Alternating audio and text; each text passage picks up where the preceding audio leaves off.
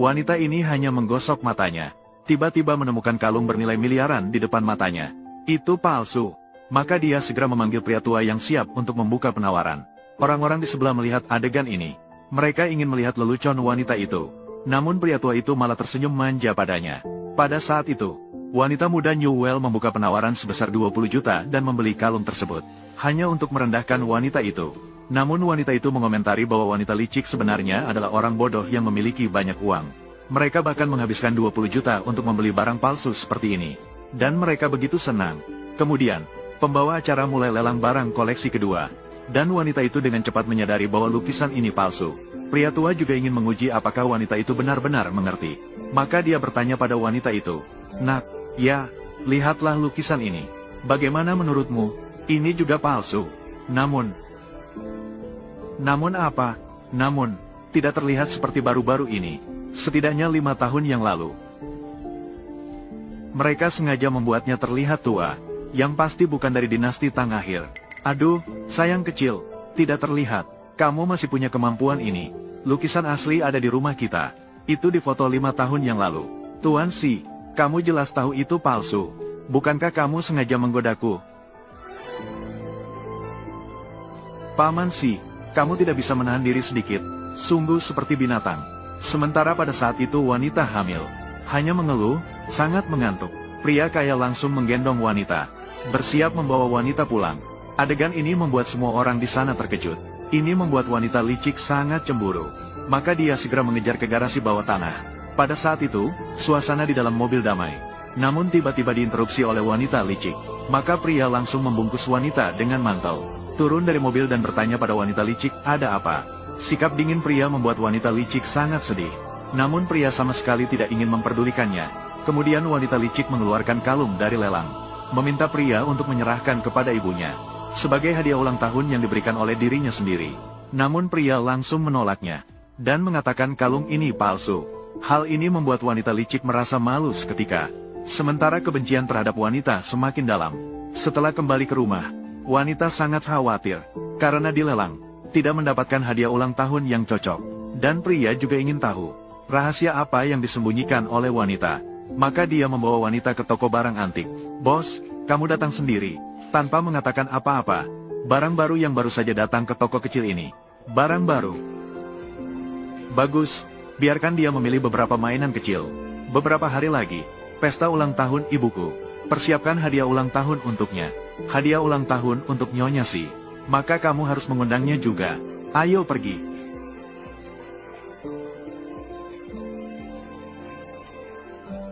Pilihlah dengan bebas di sini. Pilih apa yang kamu suka, ambil apa yang kamu inginkan. Tapi jangan berlari-lari sembarangan.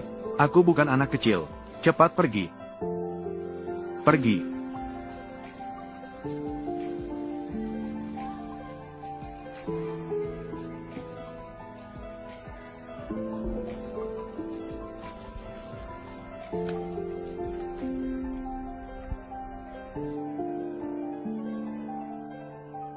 Itu saja, berikan ini kepada Nyonya Si.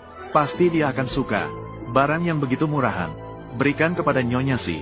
Bukankah ini untuk mempermalukan Si? Mengapa dia dibuang ke jalan? Patung Buddha yang tidak diinginkan oleh siapapun. Masih mengatakan ini barang bagus. Belum pernah melihat uang, orang miskin. Patung Buddha ini barang bagus. Barang bagus. Bagi orang miskin sepertimu. Memang barang bagus. Tapi bagi kita, jangan bicara lagi. Terlepas dari itu, dia juga orang dekat Ayan. Benar, Nona Yan. Barang ini mungkin, ini yang ingin kamu berikan kepada Nyonya Si. Hadiah ulang tahun yang disiapkan. Kata Pak Si, biarkan aku memilih. Nona Yan, kamu mungkin belum mengerti identitas Ayan. Belum sepenuhnya mengerti. Keluarga Si ini, keluarga terbesar di kota Jiang. Ingin mengenal, bangsawan keluarga Si. Banyak sekali. Hadiah ulang tahun ini, jangan hanya mengirimkan. Di depan mata Nyonya Si, mungkin bahkan, pintu gerbang keluarga Si, belum masuk, akan dianggap sebagai sampah. Lempar keluar, tapi di dalam patung Buddha ini ada. Benar, barang yang begitu kuno. Bagaimana kamu berani dibawa ke pesta ulang tahun Nyonya Si? Apakah kamu melihat, ini diberikan oleh Siwan, persiapan Nyonya Si. Batu giok yang terbuat dari lemak domba, dan sepasang gelang emas. Barang yang tidak bisa kalian beli. Ini bahkan tidak sebanding dengan milikku. Apa, kamu bilang bunga ini milikku?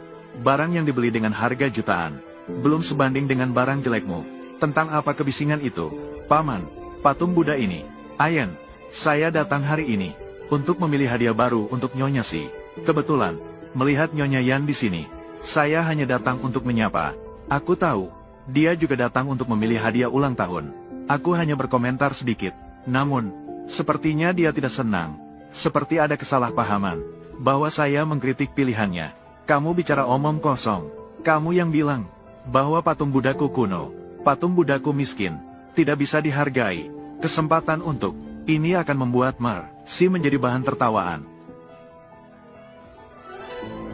Paman, apakah kamu juga merasa malu?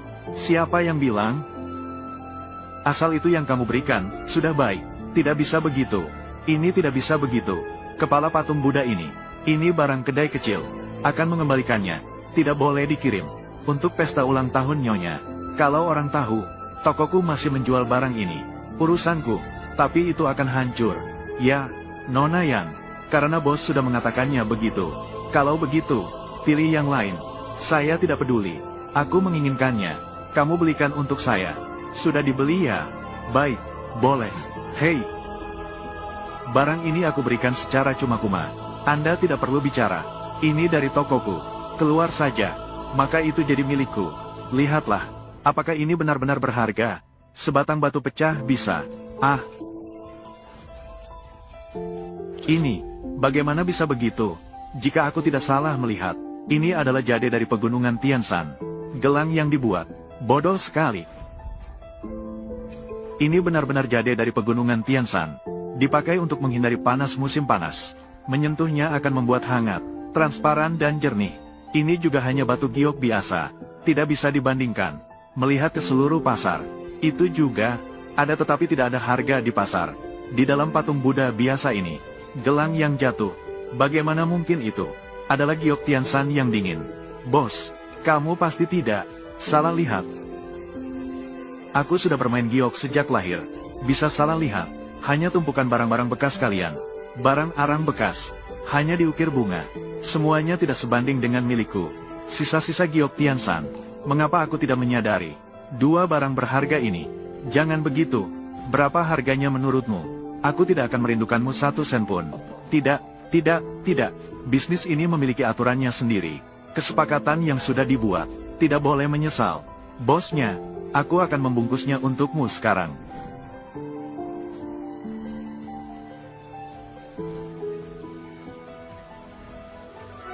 Aku punya ini, berita besar tentang si Boyan. Apakah Yan Rongrong? Aku akan membiarkanmu mencobanya kali ini.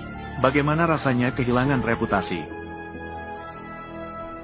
Paman, lihatlah, pemilik toko barang antik itu, tidak hanya tidak mengambil uang kita, tetapi juga memberikan kita kotak yang begitu cantik. Rongrong menikah. Bagaimana kamu menemukan patung Buddha biasa itu? Ada gelang ini di dalamnya. Kalau aku bilang, jika aku juga tidak tahu, kamu percaya? Ya, sebuah firasat aneh. Saat aku melihat patung Buddha itu, aku merasa itu tidak biasa. Jika sebelumnya itu semua kebetulan, lalu bagaimana penjelasan kali ini? Apakah gadis kecil ini benar-benar memiliki kemampuan yang bahkan dia sendiri tidak sadari? Rongrong, apakah kamu sangat tertarik pada hal-hal ini? Jadi aku kenal dengan Liu Renyi. Jika kamu tertarik, aku bisa memperkenalkannya padamu. Kamu bicara tentang ahli barang antik, Tuan Liu. Hei, anak kecil. Dia tahu banyak hal. Master Liu itu selalu meminta saya menjadi murid tertutupnya. Aku baru saja menolak dengan susah payah, karena pada akhirnya bidang itu tidak bisa menikah. Saat ini aku bersama Paman. Tidak perlu, Paman. Ini hanya hobi saya. Namun, saya pasti akan bekerja keras di masa depan. Menjadi luar biasa. Biarkan bayi kita, yang membuat kita bangga. Bodoh, mengatakan apa?